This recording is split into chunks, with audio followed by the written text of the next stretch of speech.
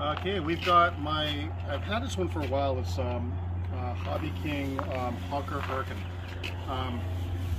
It's a fun little flyer, but unfortunately, like stock, it comes with a gyro, and I had to pull mine out. And I've noticed this on other people started noticing this too. So I fly this on 3-cell. I think is what they recommend is 3-cell, but these planes can fly on 2-cell. If you're flying on 2-cell, you'll be fine. If you're flying it on 3-cell and you try to get some speed, it'll start like rocking the wings because I think the gyro is a little bit too sensitive. So for me, I actually pulled the gyro out and I was fine with it. I bought this plane because I saw somebody on the field and I love the detail with the with that striping, so it looks like it's like stringers, so I really like that. It doesn't have retracts, of course, but this plane as it is flies pretty good. I'd say without the gyro it's a little bit more sensitive than with, but besides that it does fly pretty good. What I liked about this plane was you could actually buy this thing, throw it in your car, bring it to the field, and have it up in the air by like taking it out of the box, putting it together in like 10 minutes. It's essentially the wings like hop go on with one screw over here, and if I'm not mistaken, I believe it's just a couple of like screws over here to put the tail section on, and then put on your surface. You can have this thing up and running really quick. The battery, I do an 800 or an 850 shoved all the way forward, so just be careful with that, because if you put Velcro, which I did over here, and Velcro on your battery, it becomes almost impossible to pull that battery out.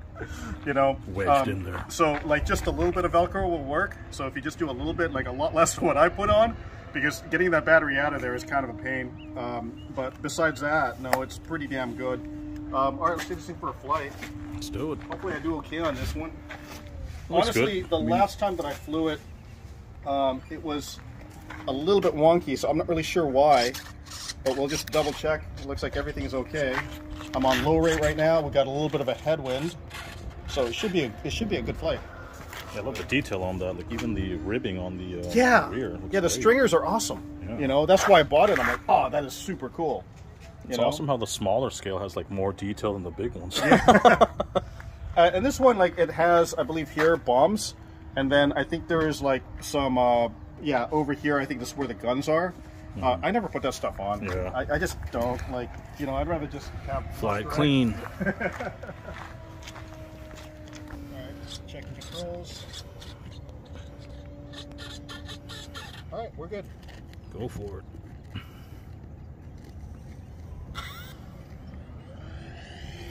All right, here we go.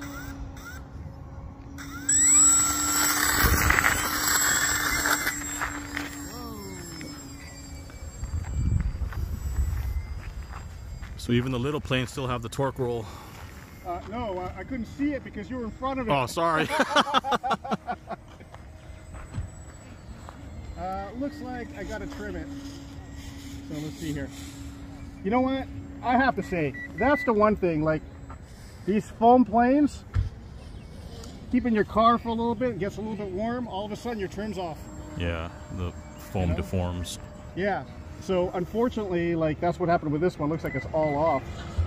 But, all right, let's try it now. I think it's close enough.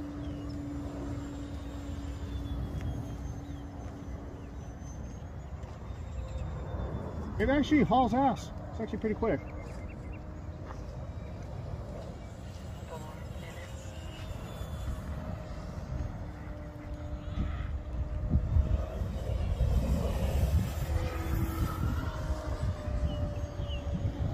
Snap roll this thing. Pretty violent. Bring wing over, bring it down. Okay. And there's somebody on our runway. Yeah. I don't want to bring it down. Okay, he's going away. I thought he was going to stay here, then I'd have to find a way to bring it down. Yeah, somebody's on a runway. Let's let them do their thing. Yeah, it's a good flyer once you get everything sorted. Yeah, all I had to do was just give it a little bit of trim, and now it's like flying really good. And before, if I'm like this and I'm full throttle, that wing would be waggling. Yeah. That thing is moving, dude, for such a little plane. Yeah. And I love the snap rolls on it.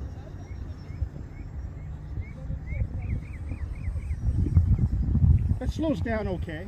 I'm not going to say it's as good as a couple other planes that I really enjoy the slow flight on. This one I more enjoy the fast stuff on. I think this one is heavy for its size. It is, exactly. That's why it doesn't come in for landings very cleanly. Yeah, it's just a little bit on the high wing loading side. But I think that's what makes it for a little motor move around so quick, you know. But that's the thing, because of the weight, it actually tracks really well. It's really stable. It doesn't get kicked around. Now we got some wind, and I can't tell. Yeah.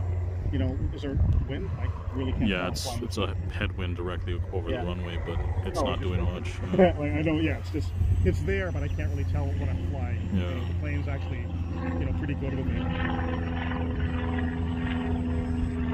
Invert's really nice. Honestly, without a gyro, it flies better. It flies better. Yeah. You know, you can actually fly this thing. You don't really need that gyro. You know, if you're a beginner on something like this, it is a little bit touchy. It's a little bit squirrely because it's small. It's so funny. Like, everyone always buys the small little planes because they're cheaper, and it's like, oh, I can get into this a lot easier and stuff like that. Unfortunately, yes, you can get into it a lot easier when it comes to money. But quite honestly, they don't fly as good. You know, if you get yourself a big plane, if this was like a 1.6 meter wingspan, this thing would be a pussycat. You know, and this thing flies good. I'm not saying it doesn't fly good. I'm just saying that the bigger planes, they're just so much easier to handle, fly. Yeah. You know. But the thing is, like, if you can fly a small plane well, then you're more prepared to fly a bigger plane. That's very true. That's very true. But you know, this one's not a speed demon. Yeah. You know, but it moves around pretty damn good. Yeah. You know. I mean, would you recommend this size for beginners, or is this too Honestly, quick? No, I don't. Yeah. This is for someone that knows how to fly and they want something that they can throw in their car. And maybe with the safe mode, I think that's what the safe mode does. You know, or not even the safe, but the you know, whatever, the stability AS3X thing. You know, maybe with that. But honestly, like, they're always going to be twitchy because they're smaller. Yeah.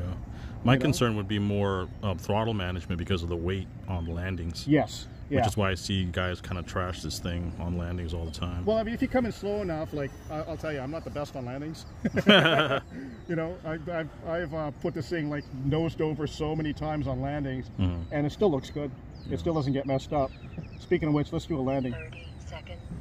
Now that I said that, now I better do a damn good landing. That's all right, so people can see what the real deal is. This little thing is not the easiest to land, 20, you know, especially without stability. 15, 17, 16. All right, throttle is 14, almost down. 13, 12. About there.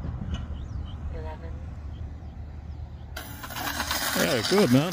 Oh, not bad, not bad. But it did come in fast, so that's what we were saying. Because, like, if you go any slower than that, you're going to stall out. These planes the wing loading is a little bit on the high side. Yeah. So they're, you can buy this plane for like $100. You know, so a lot of people go, oh, I'm going to use this as my beginner Warbird. You know, if you're going to do that, honestly, I'd recommend just the next size up. I think this is like 750 millimeter wingspan. I'd recommend, if you want to save money and get into Warbirds, get the FMS 800 millimeter T28. It's more gentle than this. It's kind of a Warbird, but it's a trainer, which is the T designation. And so the wing in itself is a little bit, you know, thicker. It's got more of an airfoil, and it becomes easier to handle. Yeah. The T28 will tip still on you, along with this and every other Warbird, but its characteristics are a lot more gentle. Like, I would not say that this is a good. I know a lot of people do it, you know, because of the price, because they're cheaper. But I would not say this is a good beginner Warbird. Yeah.